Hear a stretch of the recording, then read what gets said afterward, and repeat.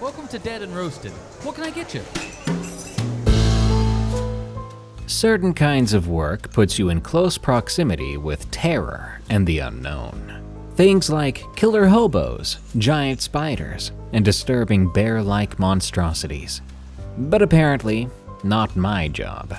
Nope, all I have here at Dead and Roasted is coffee, cranky customers, and you know what? I guess there is that giant rat, Turbo Pete. He bit the leg off the previous manager. But that's old news. Anyway, I'm ranting again. It's my break time, so follow me to the back. Grab a coffee, maybe a delicious cafe mocha, along with a vanilla scone, and enjoy these brand new scary work stories about disturbing things encountered in the mountains. These are tales from the break room. Hey, are you listening on Spotify or Apple? Take a moment to leave a rating or review. It helps us reach new fans. If you're on YouTube, subscribe and hit that like button, or corporate says I'm getting written up again.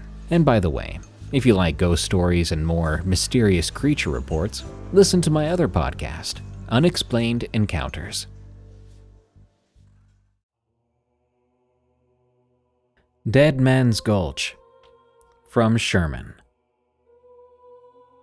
A few years ago, I was working as a field technician for a small telecommunications company in Colorado. My job involved driving out to remote areas to service our equipment, mostly cell towers and relay stations tucked away in the mountains. One Thursday, my manager asked if I could head up to a relay station near a place called Deadman's Gulch. Not the real name, but a nickname I've heard from locals, for good reason. The station there had been sending irregular signals. They needed it fixed before the weekend. I'd never been to that particular site before, but agreed. Extra hours meant extra pay, and I wasn't going to pass that up. I set out early the next morning in one of the company trucks, loaded with tools and replacement parts. The first half of the drive was familiar. Peaceful mountain roads lined with pine trees and the occasional cabin. After an hour, though, I turned onto a dirt road that led into the deep woods.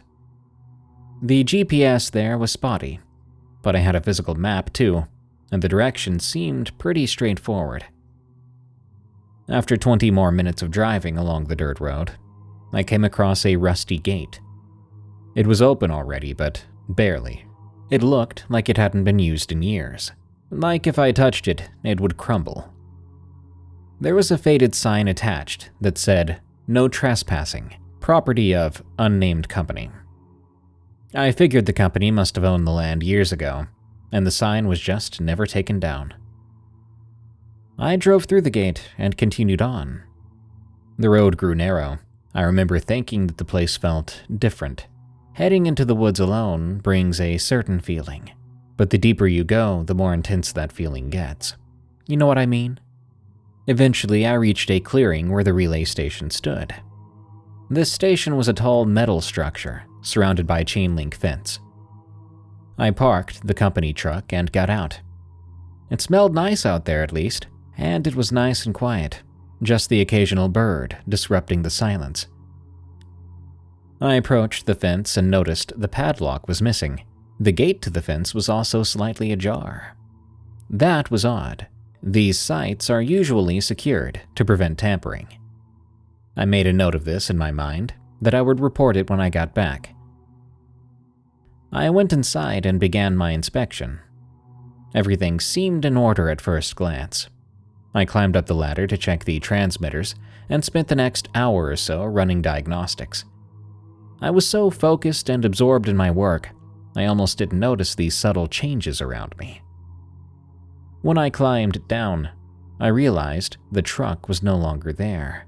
I panicked for a moment, thinking someone had stolen it, but then I remembered I'd parked just around the bend, out of direct view from here. I laughed at myself for being paranoid. I began to pack up my tools when I noticed something else. There were footprints in the dirt, a lot of them, and they weren't mine. These footprints were small, like those of a child or a small person, and they were barefoot. As I looked, they seemed to have come from the woods.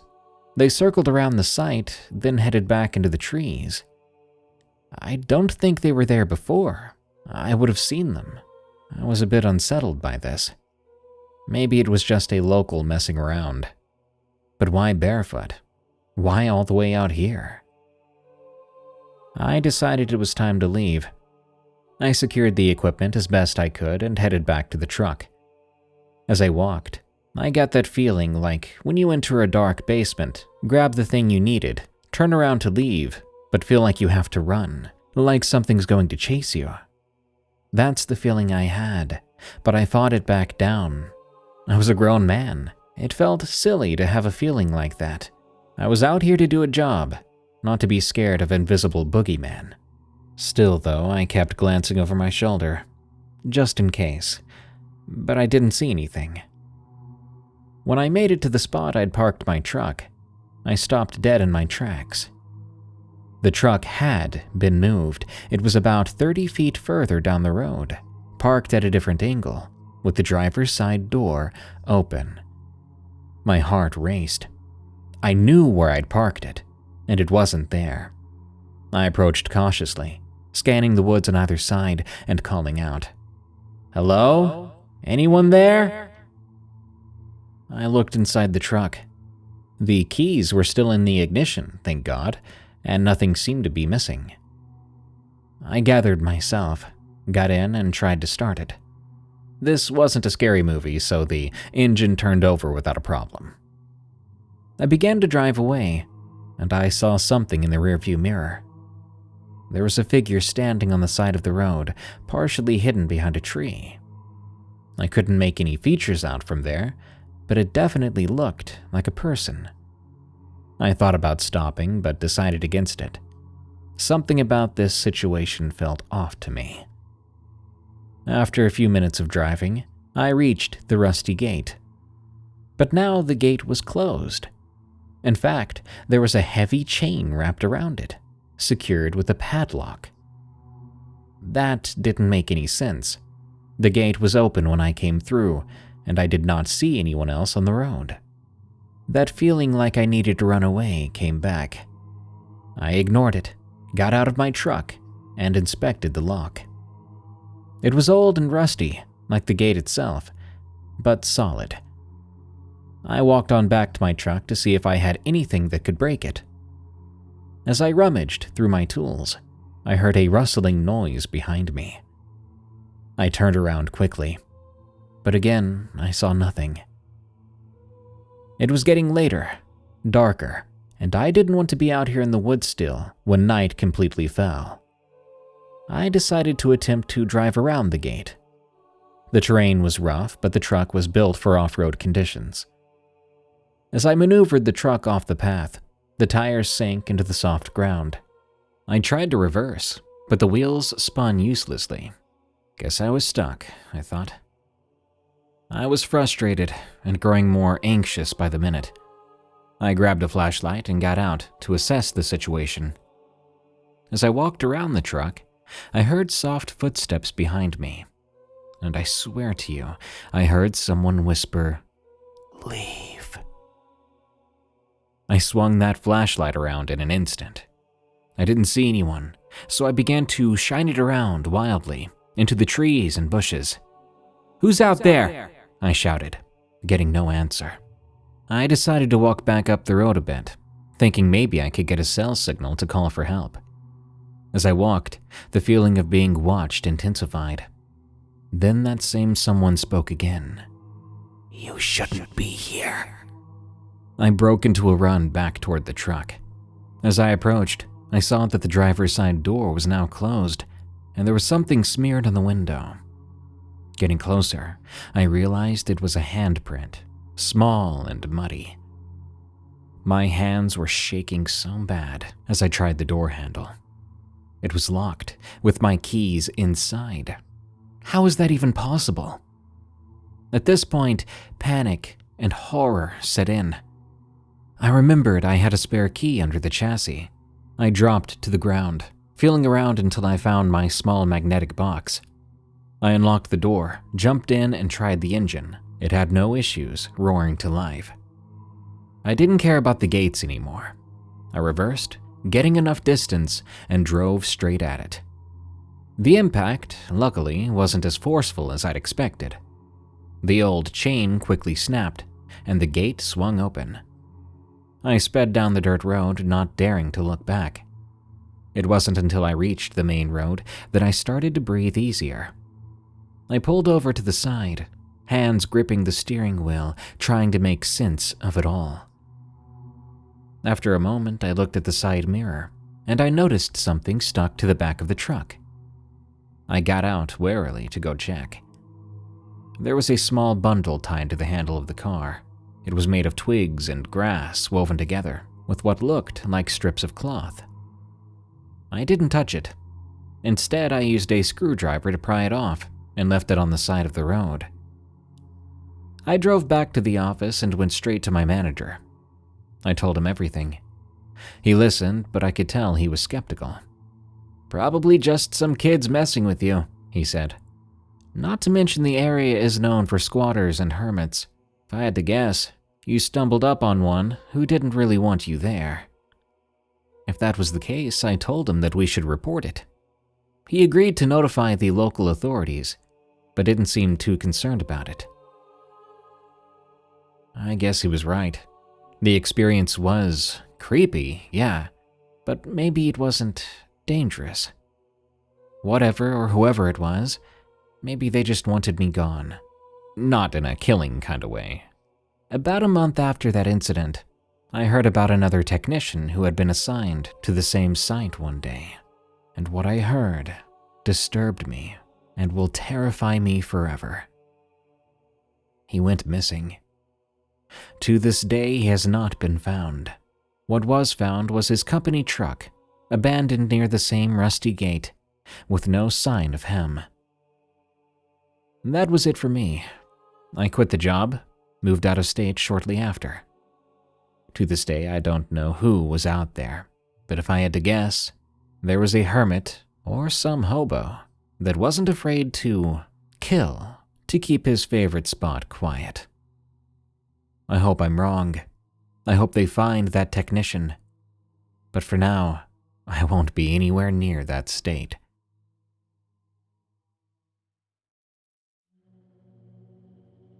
A Mountaineer's Adventure, from S.H. Cash.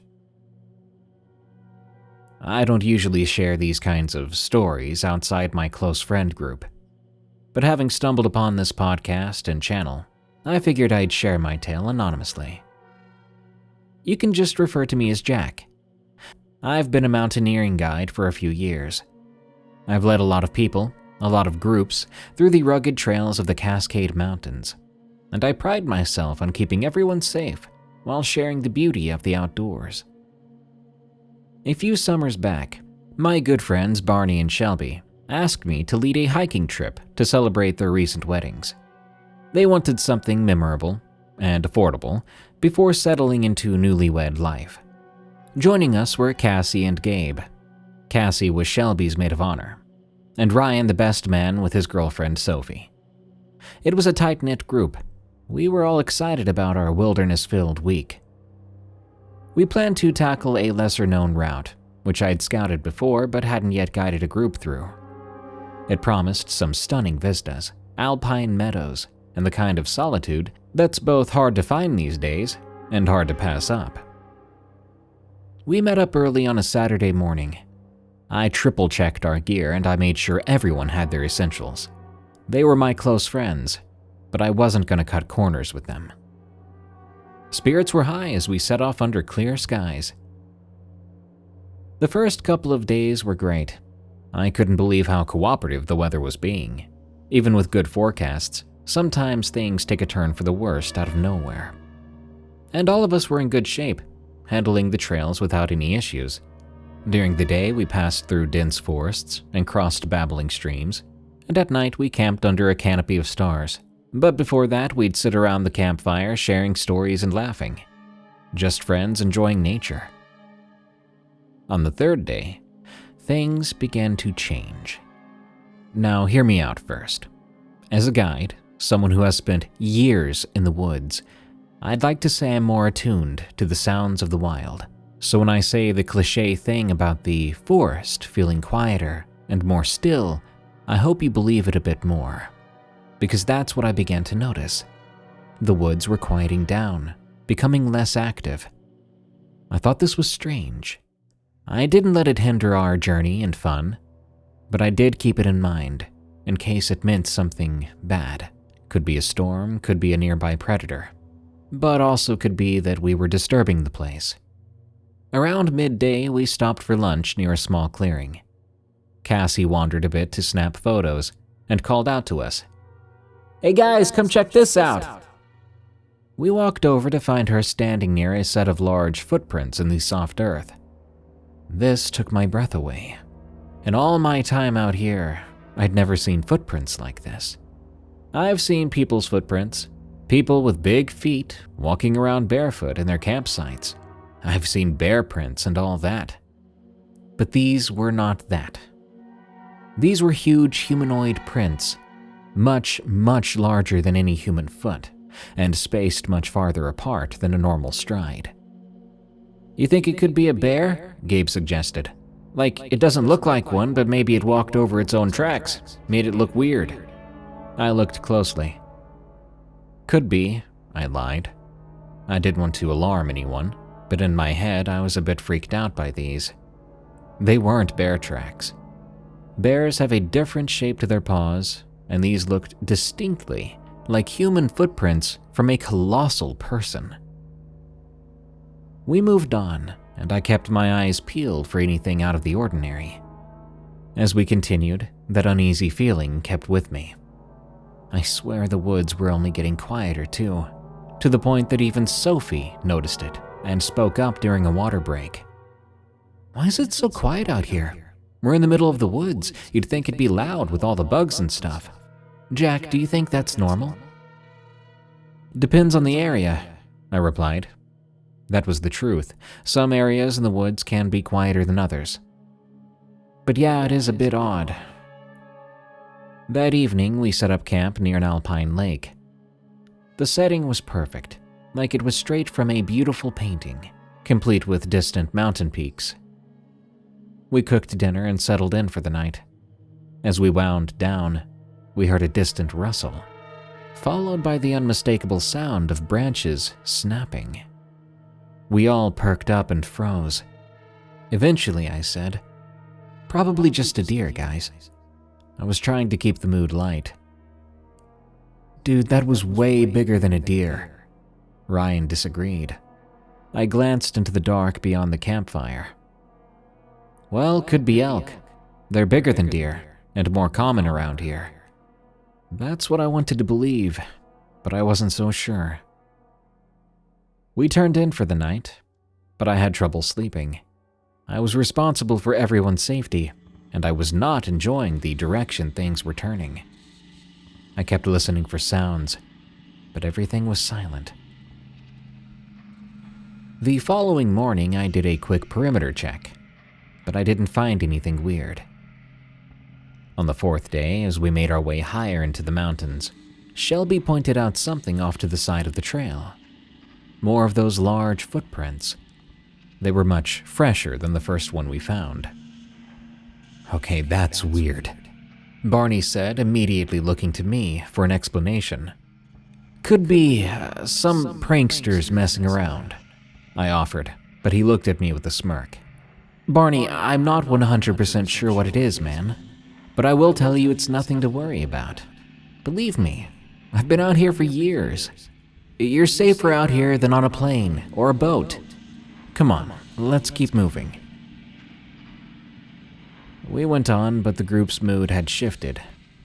Conversations were quieter, and everyone seemed tense. Around mid-afternoon, Sophie stopped. "Did you guys see that?" she whispered. "What was it?" Ryan asked. She pointed between two trees. "I thought I saw someone moving parallel to us." We all looked but didn't see anything. Shadows can play tricks on your eyes, especially out here. They seemed somewhat reassured by that. We pressed on. I felt watched, Every so often I would catch a glimpse of movement too, out of the corner of my eye. But when I turned, I didn't see anything. I assumed it was paranoia. We set up camp earlier that evening, choosing a spot that offered a good vantage point and would be easy to defend. Not that I expected we'd need to, but you never know. After dinner, the group was quiet. Eventually, Cassie broke the silence. "Jack, do you think there's someone out here with us?" "What do you mean?" "Those footprints, the noises, the shadows in the trees. It just seems like we're not alone." "Well, Cassie, I'm not gonna lie to you. It has been a bit strange out here, even to me. But wildlife can be unpredictable, and it's not uncommon to be close to other people out in the wilderness and not even know it. We'll keep the fire going tonight and make sure all the food is secured. Everything's gonna be fine." After that, we settled in for the night. I took first watch, sitting by the campfire with a flashlight and bear spray close at hand. That night was uneventful, and when Gabe relieved me a few hours later, I managed to get some sleep. The fifth day was when things escalated. We aimed to reach a high meadow by early afternoon, then decide whether to push on or to start our descent. As we trekked, the feeling of being watched intensified.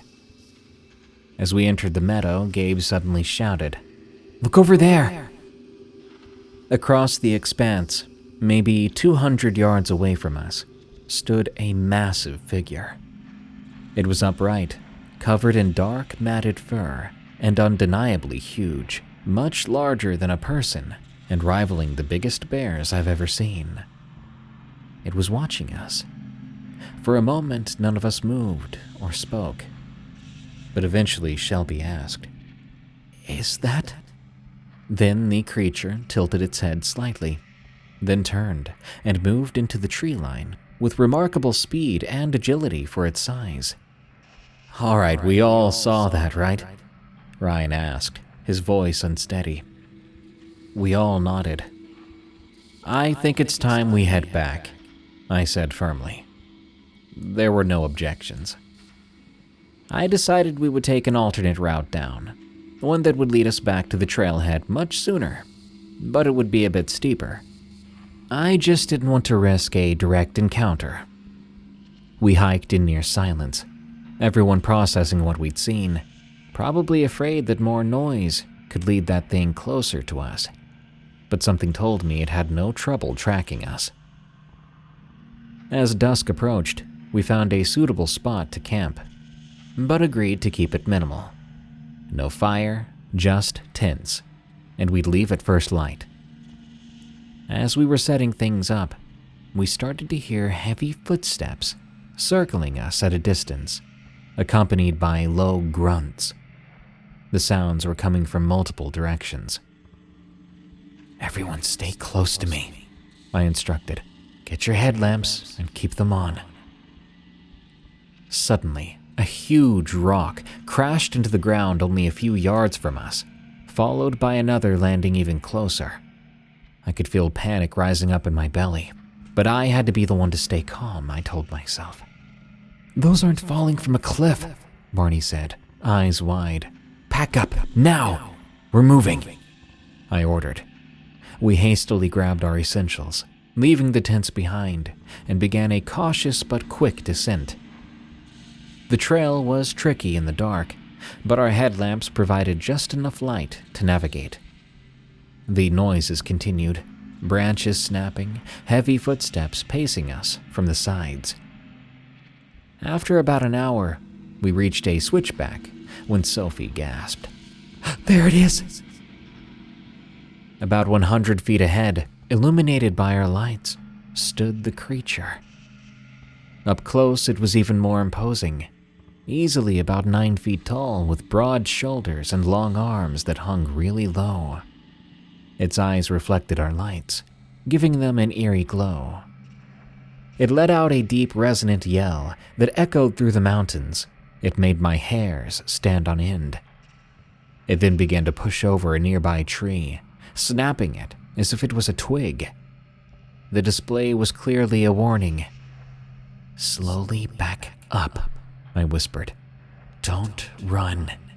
We did just that, retreating cautiously, keeping our eyes on it.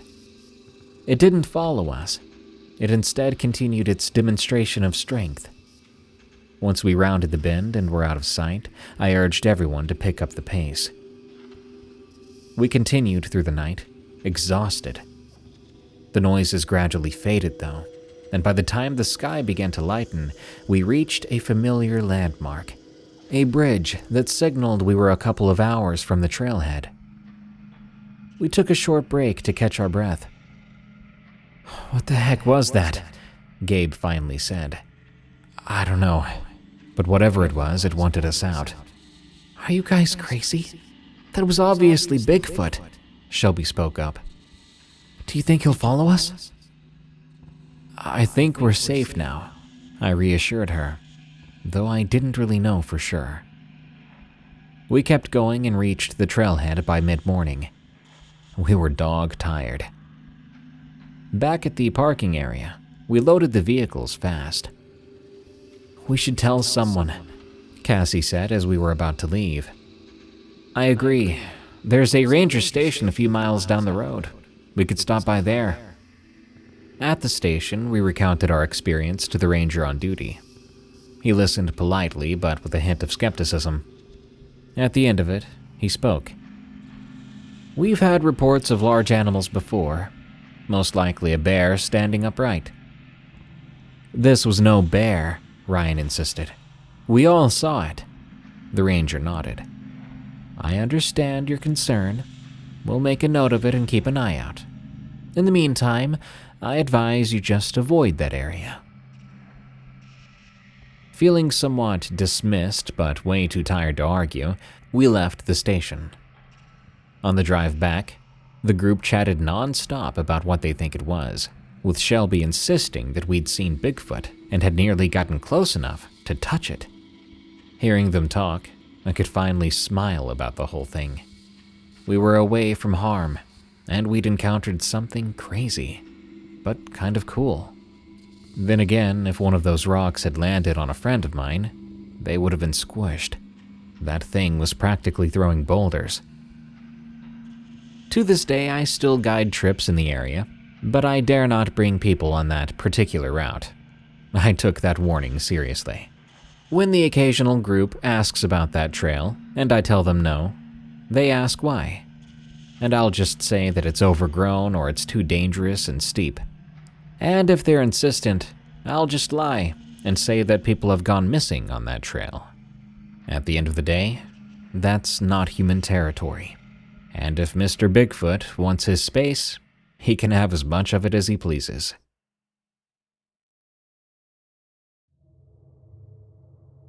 Graveyard Bear from NightCrawler. I used to be a cop.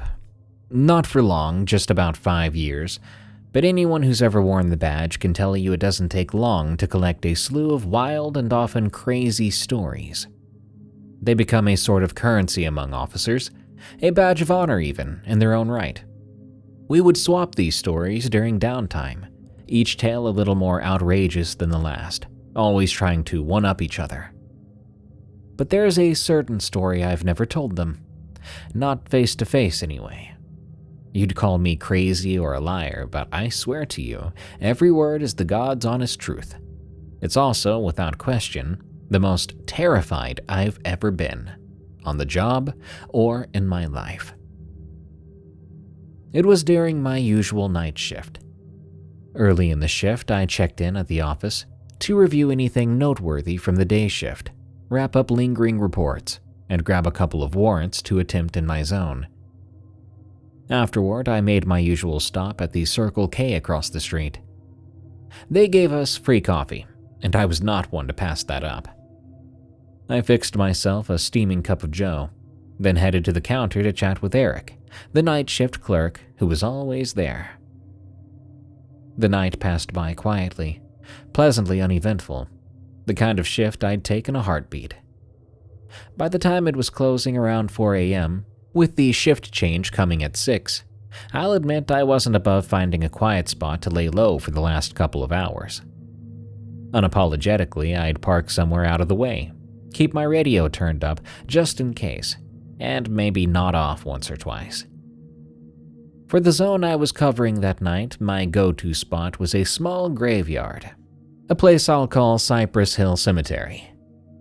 It wasn't a family plot, just this old modest cemetery tucked away on a back road deep in the woods. The kind of place no one visits, especially after dark. It was perfect, really. Quiet, hidden, and so remote I never had to worry about people stumbling upon me. I'd been sitting there for just shy of an hour when I caught movement out of the corner of my eye. I kicked on my spotlight and scanned toward the shifting shadow. What I saw at first, I thought it was a bear. It was big, lumbering, and dark, but something was wrong. Its neck was absurdly long, and its legs were thin and wiry, yet somehow rippled with muscle. Its fur was patchy, not in a way that suggested disease, but more like it had been deliberately stripped away. The bare patches revealed skin so pale, it seemed to glow faintly in the light. Its underside, the belly, chest, and that unnervingly elongated neck, was completely hairless. And strangest of all, this thing was going to town on one of the graves. I mean, it was really giving it its all, digging and scratching at the ground. It then turned its head toward my car, and I froze.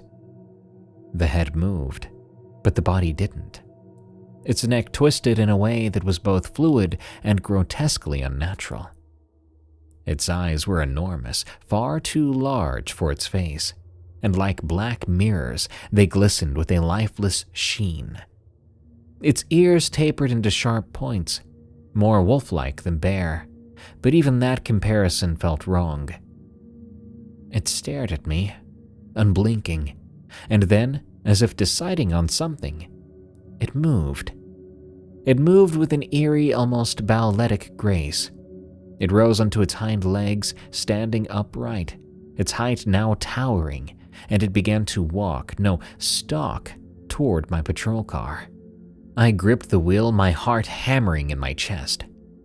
Every instinct was screaming at me to drive away, to run, to do something. But I couldn't. I was frozen and rooted there in place, paralyzed by the impossible thing that was now walking towards me. Finally, I snapped out of it, throwing my patrol car into drive, and I tore heck out of there, leaving that hulking thing in the red glow of my taillights. I went back to the office, and I stayed there for the remainder of my shift, trying to push the memory out of my mind. The following night, when I came in, I noticed a report on the computer, filed during the day shift. Grave desecration at Cypress Hill Cemetery. Apparently, someone else had found that one of the graves had been dug up. There were also details on the coffin being shattered, and the corpse inside going missing. I never told anyone about what I saw. I didn't need to. I knew exactly what happened. That thing had dug it up and took off with the body. I don't know what it was, and I don't know what it wanted with a corpse. Truthfully, I don't ever want to know.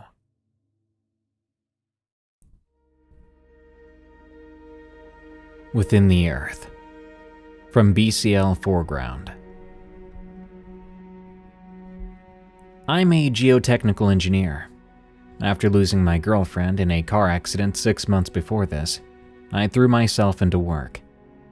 Long hours and physical exhaustion were the only things that dulled the constant ache of her absence. When my company got a contract to conduct exploratory drilling in a remote mountain range in Montana, I volunteered myself basically instantly. The project was part of a preliminary survey for a new hydroelectric dam. It was the perfect escape. I would be isolated for weeks and buried in work. No reminders of the life I had. We set up base camp near the foot of a mountain, a particular area known more for its untouched wilderness than any kind of industrial development. The team consisted of me, 2 drill operators named Georgie and Jimmy, and a geologist named Dr. Whitford. Our job was straightforward. We would drill several boreholes to collect core samples and assess the rock formations. We worked for the next week straight, which kept me occupied like I wanted. We rotated shifts, drilling during the day and analyzing samples in the evening.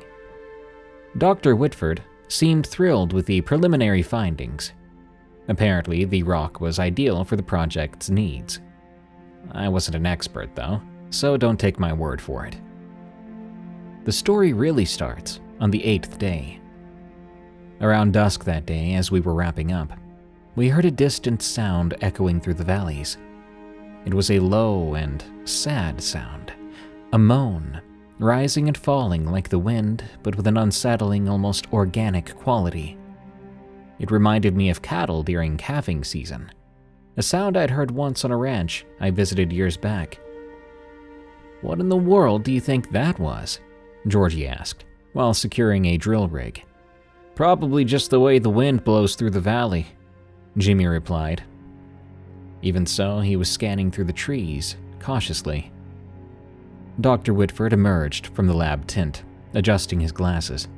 Yes, sound carries oddly in these mountains sometimes, boys," he offered. "Nothing to worry about." I nodded, but I'd be lying if I said the sound didn't make me feel a bit weird. It was probably nothing, just the acoustics of the mountains playing tricks. That night, the moaning continued off and on, distant but persistent. I was in my tent just staring at the nylon ceiling, trying to think of anything else, and that's when I began to think of Stephanie, my late girlfriend, almost fiancée. I shook my head and clenched my fists, trying to push the thoughts away. I'd gotten over breakups before, but getting over the death of someone you truly loved was something else entirely, something I wouldn't wish on my worst enemy. By the next sunrise, the sounds had stopped. Over breakfast, our small team seemed eager to keep going, chalking up the previous night's disturbances to overactive imaginations. We started to drill at a new site higher up the mountain. The day was uneventful, and that normalcy was a welcome relief. After setting the drill, Georgie and Jimmy took turns operating it, while I monitored the readings. Around noon, we decided to take a break. We sat down to eat, and after a while, a low rumble echoed beneath us. At first, it was a bit subtle, sort of like a distant earthquake, or maybe some heavy machinery operating miles away. "Huh, earthquake," Jimmy said, looking at me. "Yeah, didn't think we'd feel one out here," I replied. Dr. Whitford frowned. "There are no fault lines here significant enough to cause noticeable tremors. That's weird." The rumbling then grew more pronounced, vibrating the ground right beneath us. The equipment rattled, and the leftover coffee in my mug rippled slightly. "Maybe we should give it a break, until we figure out what's going on," I offered. Georgie shrugged. "Could be an underground river or a pocket of gas. We've come across stranger things." After a few minutes, the rumbling subsided, and the ground was still again.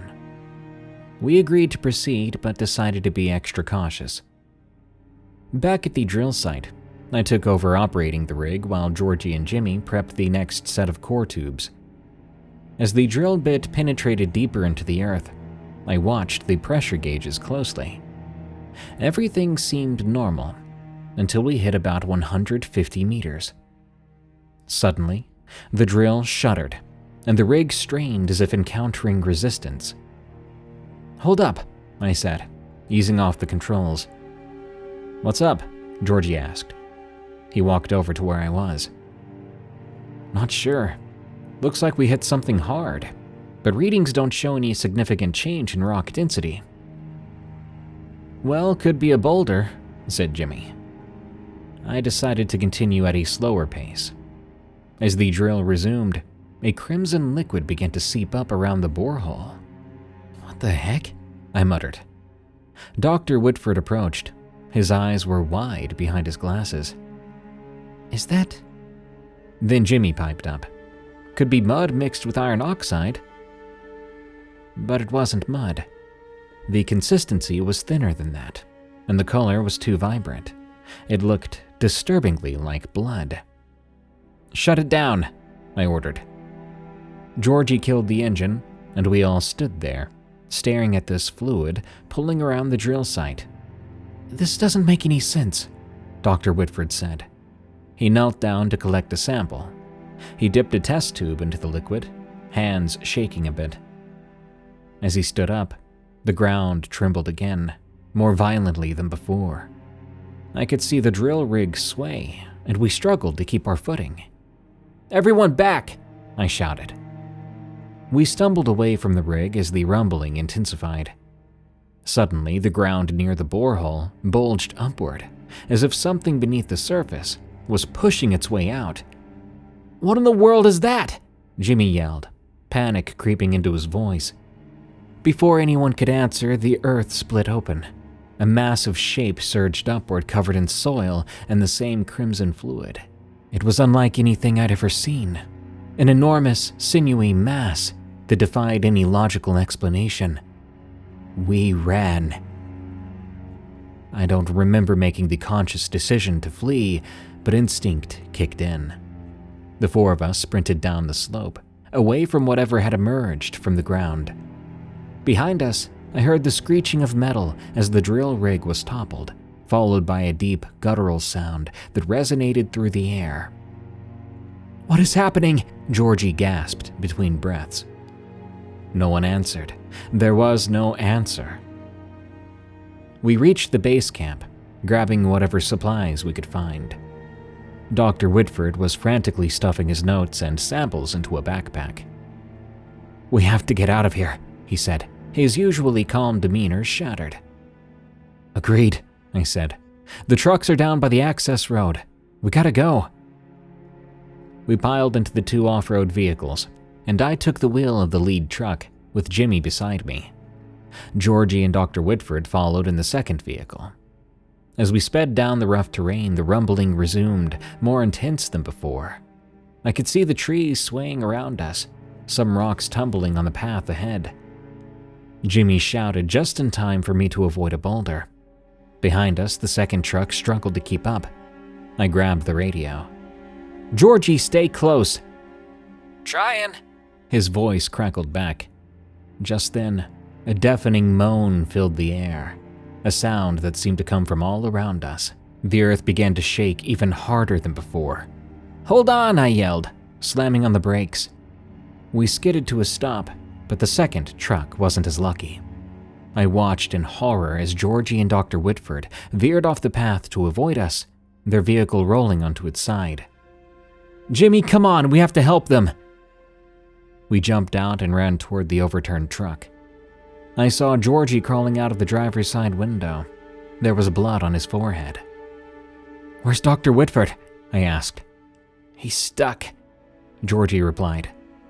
Jimmy and I scrambled to the passenger's side, which was pinned against a tree. Dr. Whitford was conscious but trapped by the crushed boulder. "Hang on, we'll get you out," I assured him. As we worked to get him free, the same moan came again, just as intense as before. "Whatever it is, it's back," Georgie shouted. "Keep moving," I urged. "We have to get Dr. Whitford unstuck." Jimmy adjusted his grip on the twisted metal of the passenger door. "On three. 1, 2, 3.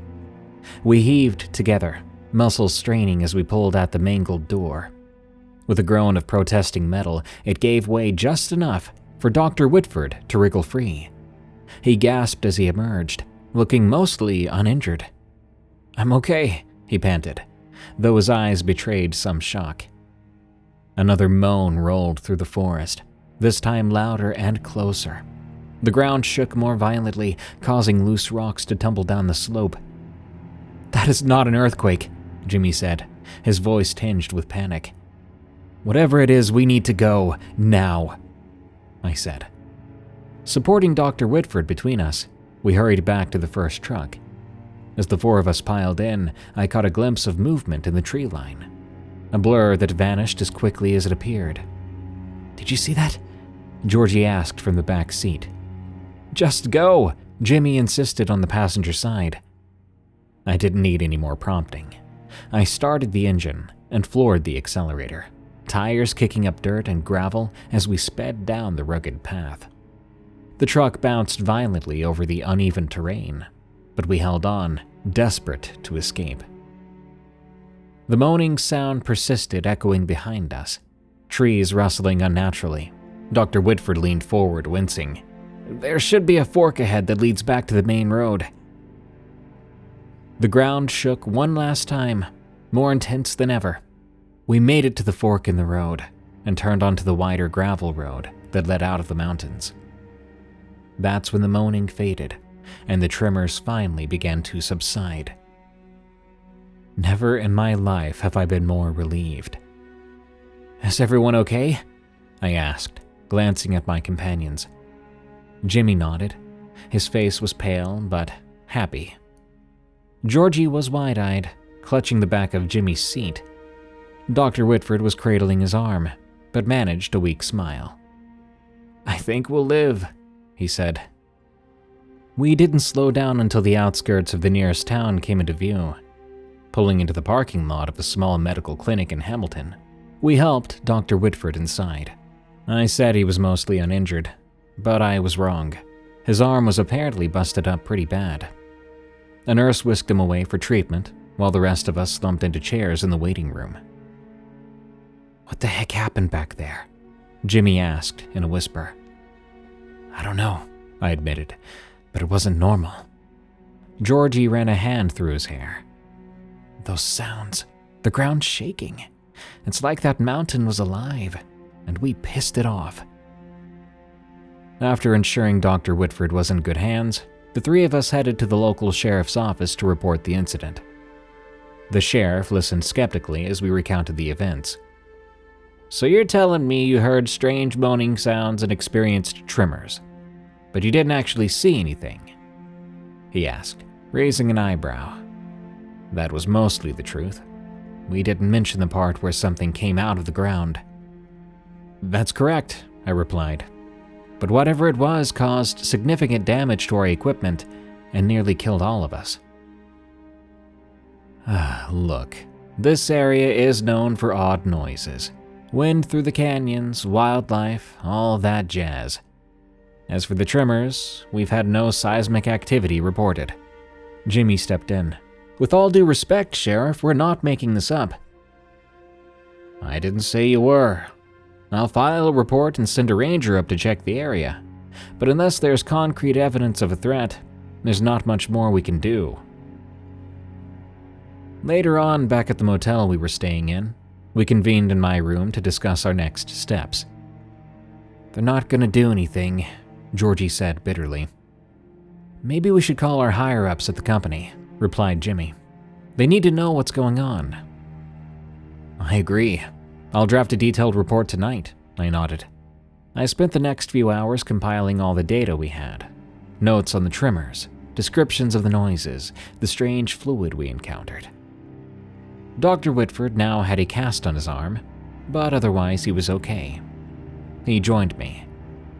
"I've been analyzing that sample," he said, placing a vial on the table. The liquid inside seemed to shimmer.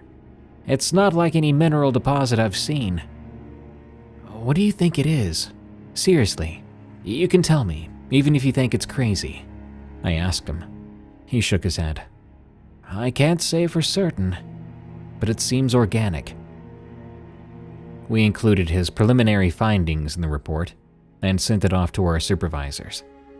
The response was disappointingly swift. I'll briefly summarize what the email said. "Thank you for your concerns. However, without verifiable evidence of a hazard, we will proceed as planned. Your contracts are terminated, effective immediately." "What? They're firing us?" Georgie exclaimed after I told them. "Apparently," I said, trying to hold in my anger. Dr. Whitford sighed. They're choosing profit over safety, and don't want us stepping on any toes. I was frustrated, and I felt like I had to do something. We consulted with some local experts. Through a friend, we connected with a local professor, a geologist at a university, who specialized in the region's unique geological phenomena. We met her at a cafe near the campus. After listening intently to our story, she leaned back thoughtfully before describing some legends of the Salish people. She told us about earth and nature spirits they believed in. "Do you believe there's any truth to that?" Jimmy asked. "As a scientist myself," she smiled, "I look for empirical evidence. But sometimes, I swear, folklore hints at truths we don't understand yet." Dr. Whitford showed her the vial. "Perhaps this could offer up some answers." She examined it carefully. "I'd like to run some tests on this if you don't mind." "Please do," he said. Sadly, we never saw that vial again. We believe that professor may have contacted the company or was already connected with them. It didn't take long for us to realize we'd been played, and now the best evidence we had was in their hands. We did all we could do, so we prepared to leave Montana. Months later, I heard through the grapevine that the company's continued drilling had been abruptly halted. Rumors circulated of accidents and equipment failures, and the official reports I was able to find indicated geological instability. I couldn't help but think we tried to tell them, and I hoped with whatever the new workers experienced, no one got hurt. That's the end of my story. I didn't go back there, and I don't drill anymore. Just know, if you're ever in the mountains in Montana, be careful. If you start to feel the ground shake, you might want to cut your trip short.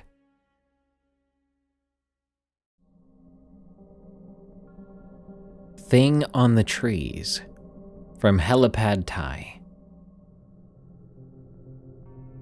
I had the strangest sighting about 5 years back, and the more people I can tell about it, the better. I'm not one of the folks you hear about that's afraid of sounding crazy. I rather like seeing the expression on people's faces when they hear this. I'm a helicopter pilot for the U.S. Forest Service. My job involves flying over vast stretches of forested mountains, monitoring for wildfires, illegal logging, sometimes assisting in wildlife surveys. I love the job. One morning, though, I was scheduled for a routine patrol over the Olympic National Forest in Washington State. The area is known for its dense forests and rugged terrain, and it's not uncommon for us to fly low to get better visuals on certain sections. That day, the weather was perfect, clear skies and a light breeze. I took off around 6 a.m. The sun was just rising. About an hour after that, I was cruising at around 500 feet above ground level, skimming over a particularly remote area where the trees are tall and the terrain is rough. It's a place where hikers rarely venture, and in that, there's a peacefulness to it that's almost unnatural, but in a good way. As I scanned the forest below, something caught my eye. At first, I thought it was a shadow, maybe a trick of the light, but as I looked closer, I realized something was moving, something huge. I had to do a double take when I understood what I was looking at. It appeared to be a gigantic spider, unlike anything I'd ever seen before. From that vantage point, it looked to be about the length of 7 pine trees laid end to end, which would make it incredibly large. Its legs were long and spindly, but strong, each one grasping or sticking to the treetops as it moved. It didn't appear to walk on the ground.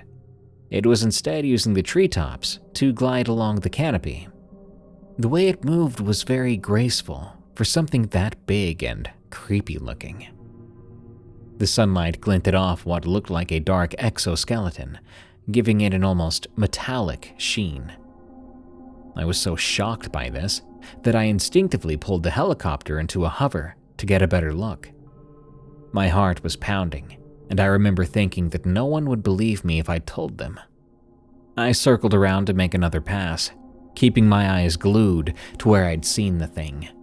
But somehow, maybe with some sort of camouflage, by the time I moved the helicopter around, it was gone. The treetops were swaying gently in the wind, as they should have been. No sign of some massive spider. I hovered for a few more minutes, looking all over the place, but the thing had vanished into thin air. I remember saying under my breath, "Wow," thinking about who I was going to tell first. I knew it would sound absurd, a giant spider walking along the treetops, but I'd find a way to bring it up casually later. The rest of the flight was normal. When I landed back at the base, one of my colleagues, I'll call him Steve, noticed I was a bit off, a bit overly excited. "All right, Gary, what is it?" he asked. I crossed my arms and smiled. "Just thought I saw something really strange out there." "Probably nothing." He gave me a curious look, but didn't press me further, unfortunately. That evening, I met up with a couple of friends at a local bar. Michael and Jenna. Both were fellow pilots. After a couple of beers, I decided to tell them what I saw.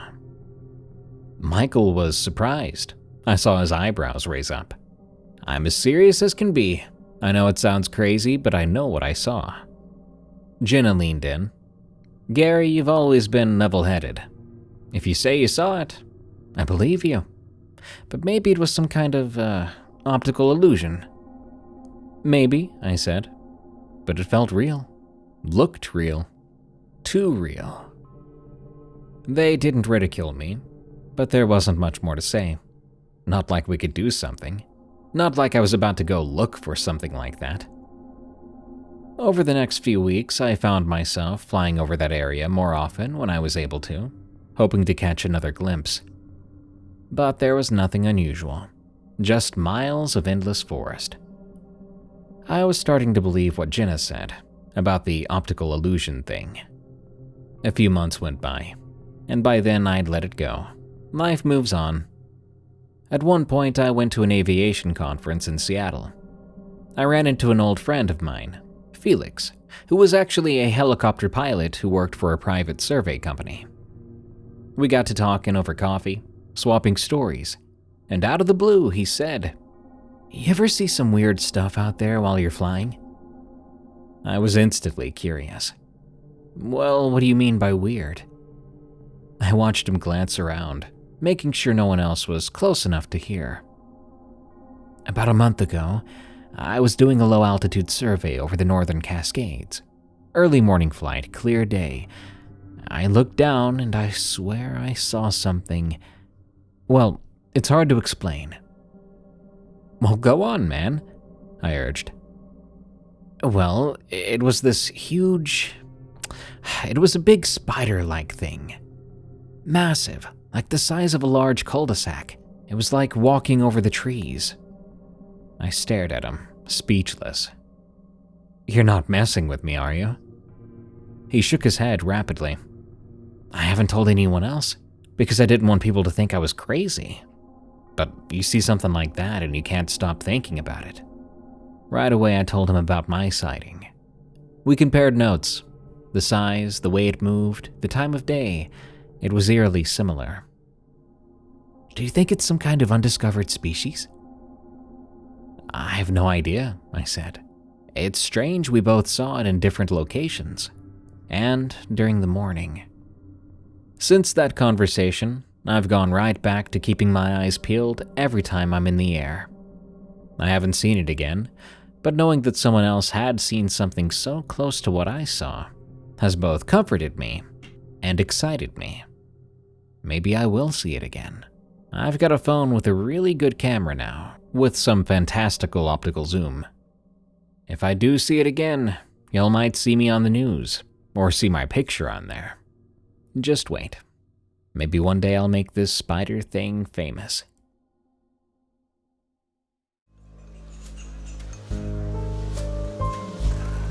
Thanks for tuning in to Tales from the Break Room, the home of the scariest true work stories. If you want to hear your story narrated by me, send it to me at eeriecast.com/submit. We pay 5 cents per word for accepted stories.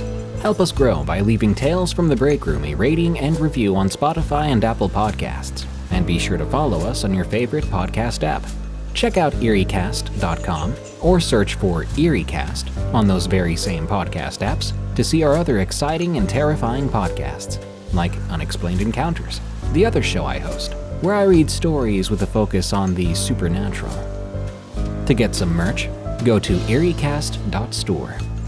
And to unlock ad-free episodes of your favorite EerieCast shows and exclusive audiobooks, go to EerieCast.com/plus and consider signing up for EerieCast Plus. You can follow me on Twitter, I guess it's X now, @Prevails. You can also subscribe to me on YouTube, where I deliver the same content. Just look for Darkness Prevails. Good night. I hope we can share another break sometime soon.